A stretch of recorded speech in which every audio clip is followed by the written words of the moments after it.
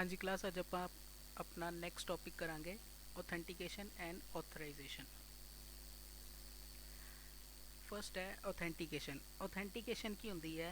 Authentication ਹੁੰਦੀ ਹੈ ਆਪਣੀ ਪਹਿਚਾਣ ਦੱਸਣਾ। ਠੀਕ ਹੈ, ਇਹਦੇ ਵਿੱਚ ਕੀ ਹੈ, ਇੱਕ ਸਰਵਰ ਤੇ ਇੱਕ ਕਲਾਇੰਟ ਆਪਸ ਦੇ ਵਿੱਚ ਇੱਕ ਦੂਸਰੇ ਨੂੰ ਆਪਣੀ ਪਹਿਚਾਣ ਐਕਸਚੇਂਜ ਕਰਦੇ ਹੈ ਕਿ ਹਾਂਜੀ ਮੈਂ ऑथेंटिकेटेड क्लाइंट है तो मैं ऑथेंटिकेटेड सर्वर है। ठीक है, अगर एक क्लाइंट किसी सर्वर तो डाटा एक्सेस करता है, ठीक है, जो रिक्वेस्ट करेगा तो सर्वर ऑथेंटिकेट करेगा क्लाइंट ਨੂੰ, ਤੇ ਜਦੋਂ ਕਲਾਇੰਟ ਕੋਲ ਡਾਟਾ ਬੈਕ ਰਿਸੀਵ ਹੋਏਗਾ ਜਦੋਂ, ਤੇ ਉਹ ऑथेंटिकेट ਕਰੇਗਾ ਕਿ ਡਾਟਾ ਉਸੇ ਸਰਵਰ ਤੋਂ ਆਇਆ ਕਿ ਨਹੀਂ ਆਇਆ। ਠੀਕ ਹੈ, ਹੁਣ ਤੁਸੀਂ ਦੇਖ ਸਕਦੇ ਹੋ authentication is used by a server when a server needs to know exactly who is accessing their information or site।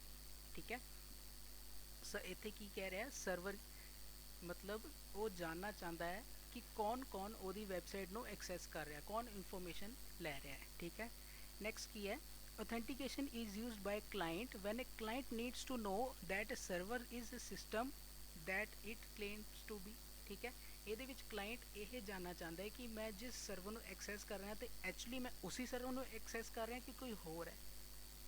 ਠੀਕ ਹੈ, ਨੈਕਸਟ ਕੀ ਹੈ, ਇਹਦੇ ਵਿੱਚ ਯੂਜ਼ਰ ਔਰ ਕੰਪਿਊਟਰ, ठीक है, has to prove its identity to the server और client. ठीक है, दोनों एक दूसरे ਨੂੰ अपनी आइडेंटिटी प्रूव करनी पैंदी है। नेक्स्ट की है server entails the use of a user name and a password. ज़्यादातर server authentication user name and password के थ्रू ही करता है। जिदा तुसी एग्जाम्पल ले लो, तुसी फेसबुक लॉगिन करते हो, ठीक है, या फिर अपनी ईमेल आईडी लॉगिन करते हो, तो यूजर नेम पासवर्ड जो सामने तुहाडे आंदा है सब तो पहला, जिन्हों तुसी सारे ने लॉगिन पेज कहते हो, वो एक ऑथेंटिकेशन पेज हुंदा है जेदा कि सर्वर सानू साडे सामने डिस्पले करता है ये दसन लई कि तुसी अपना यूजर नेम पासवर्ड फिल करो कि मैं तुहानू ऑथेंटिकेट करा कि तुसी सही यूजर हो कि नहीं। ठीक है, ऑथेंटिकेशन दे बाकी बहुत होर भी रस्ते हैगे ने। ठीक है, ਹੁਣ अगर ह्यूमन बीइंग की गल की जाए तो ह्यूमन बीइंग ID कार्ड्स के नाल अपनी ऑथेंटिकेशन शो करता है किसी भी इंस्पैक्टर ਨੂੰ, किसी भी दूसरे यूजर ਨੂੰ। ठीक है, सैकेंड है रेटिना स्कैनस। रेटिना स्कैनस की होंगे ਜਿਹੜੇ ਸਾਡੇ ਅੱਖਾਂ ਦੀਆਂ ਅੱਖਾਂ ਦੇ ਵਿੱਚੋਂ ਅੱਖਾਂ ਦੇ जो पैटर्नस है उन्होंने स्कैन करते हैं। ठीक है, थर्ड है वॉइस रिकॉग्निशन। वॉइस रिकॉग्निशन होंगी है आवाज़ की पहचान करना। तो लास्ट फिंगरप्रिंट्स। फिंगरप्रिंट्स तुहानू सारिਆਂ ਨੂੰ पता, तुहाडे फोन दे विच सारिਆਂ दे अजकल फिंगरप्रिंट सेंसर है, तुसी लॉक लगाते फोन ते। ठीक है, कोई अदर यूजर कोई उस फिंगरप्रिंट ते अगर फिंगर लगाता है तो तुहाडा फोन नहीं खुलना। ਇਹਦਾ मतलब वो दसदा है कि तुसी ऑथेंटिकेटेड यूजर नहीं हो। ठीक है, तुसी कोई होर हो जो इस फोन ਨੂੰ यूज़ कर रहे हो। ठीक है, नैक्सट आ जाओ ऑथराइजेशन पे।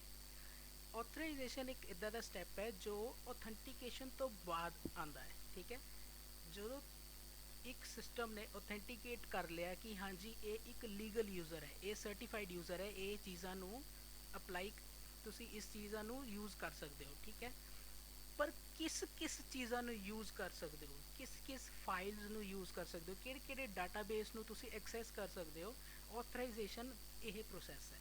ठीक है, देखो, once your identify is verified by the system after successful authentication, you are then authorized to access the resources of system। Authentication तो बाद तुहानू सिस्टम के हर एक रिसोर्स नू एक्सैस मिल जाता है। ठीक है, authorization is a process to determine whether the authenticated user has to access the particular resources। ठीक है, ਇਹਦੇ ਵਿੱਚ एक होर चीज़ हो सकता है कि तुहानू सारियां एक्सैस ना दिते जान। ठीक है, तुहानू कुछ जगह दे एक्सैस दे देंगे कि तुसी इस सिस्टम के सिर्फ 2-3 पार्ट नू, मतलब अगर सिस्टम के 10 पार्ट्स है तो तुहानू उहदे विच 2 या 3 पार्ट नू ही एक्सैस देंगे कि तुसी इस चीज़ नू चला सकते हो। ठीक है, ये होंदी ऑथराइजेशन कि तुहानू किस किस पार्ट नू चलाने की अथॉरिटी है। ठीक है, वो सेम चीज़ नेक्स्ट लाइन है। Authorization is a process by which server determines if the client has permission to use a resource और एक्सेस इंफॉर्मेशन डाटाबेस और फाइल्स एक्सेट्रा।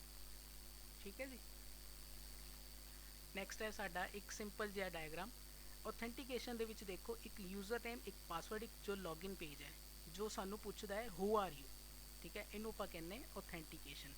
ਆਥਰਾਈਜੇਸ਼ਨ ਕੀ ਹੈ, are you allowed to do that, ਮਤਲਬ ਤੁਸੀਂ ਔਥੈਂਟੀਕੇਟਿਡ user ਹੋ ਪਰ ਤੁਸੀਂ ਜੋ ਕੰਮ ਕਰ ਰਹੇ ਹੋ ਤੁਹਾਨੂੰ ਉਹ ਕੰਮ ਕਰਨ ਦੀ ਮਨਜ਼ੂਰੀ ਦਿੱਤੀ ਗਈ ਹੈ, ਉਹਨੂੰ ਕਹਿੰਦੇ ਆਪਾਂ ਆਥਰਾਈਜੇਸ਼ਨ, ਠੀਕ ਹੈ। ਲਾਸਟ ਹੈ ਤੁਹਾਡਾ ਡਿਫਰੈਂਸ, ਠੀਕ ਹੈ, ਜੋ ਤੁਸੀਂ ਉੱਪਰ ਪੜ੍ਹਿਆ ਉਹੀ ਸੇਮ ਡਿਫਰੈਂਸ ਇੱਥੇ ਤੁਸੀਂ ਲਿਖ ਦੇਣੇ ਹੈ, ਠੀਕ ਹੈ। ਇਨ authentication process the identity of user are checked, ठीक है, while in authorization process person or a user authorities are checked, कि केड़े केड़े काम करन दी उन्हों इजाजत है, ठीक है। Next user or persons are verified, users or persons are validated, ठीक है। Next it is done before authorization while the this process is done after the authentication process, ठीक है। नेक्स्ट है it needs usually users login details, ठीक है, authorization while it need user privilege or security levels, ठीक है। Next है authentication determines whether the person is a user or not, ठीक है। नेक्स्ट इधर while it determines what permission do user have, ठीक है। इन्हां दोनों दे विच जो लास्ट पॉइंट है, ठीक है, ये पॉइंट लिखना बहुत ज़्यादा ज़रूरी है, ठीक है।